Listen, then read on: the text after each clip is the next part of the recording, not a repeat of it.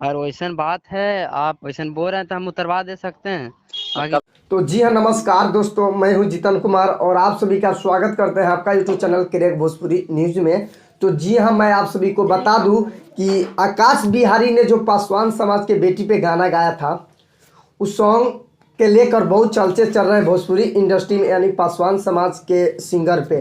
तो वीडियो शुरू करने से पहले मैं आप सभी को बता दूं कि crack Bhojpuri news YouTube channel पे नए हो तो चैनल को सब्सक्राइब कर लीजिए और बेल आइकन ऑन कर दीजिए, क्योंकि मैं भोजपुरी से रिलेटिव ऐसे ऐसे वीडियो लाते रहता हूं और पासवान जी का अपडेट मैं सबसे पहले आप सभी को देते रहता हूं। तो चलिए मैं वीडियो को स्टार्ट करता हूँ।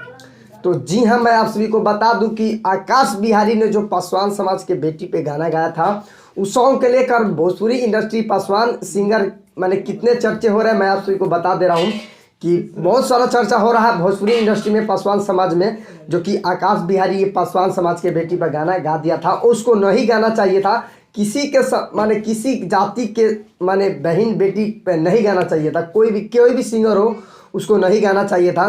ये सब गलती कर दिया गाना गाकर। मैं बता दूं आप सभी को, बहुत ज़्यादा चर्चे चल रहा है, कुंदन पासवान जी ने उसको धमकी देकर उस सॉन्ग को हटवा दी है। जी हम उस सॉन्ग को कुंदन पासवान जी ने कॉल पे बात की है और उसको धमकी दिए से तू हटा दो, नहीं तो तुम्हें ये हो, बहुत सारा धमकी दिया। उस सॉन्ग को हटवा दिए कुंदन पासवान जी ने।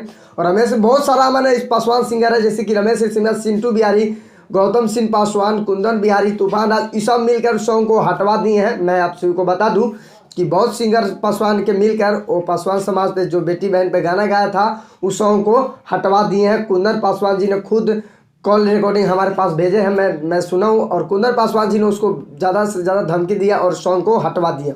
पासवान जी का अपडेट कैसा लगा प्लीज़ कमेंट करके बताइए। और crack Bhojpuri news YouTube channel पे नए हो तो चैनल को सब्सक्राइब कर लीजिए और बेल आइकन ऑन कर दीजिए, क्योंकि मैं भोजपुरी से रिलेटिव ऐसे ऐसे वीडियो लाते रहता हूँ और पासवान जी का अपडेट मैं सबसे पहले आप सभी को देते रहता हूँ।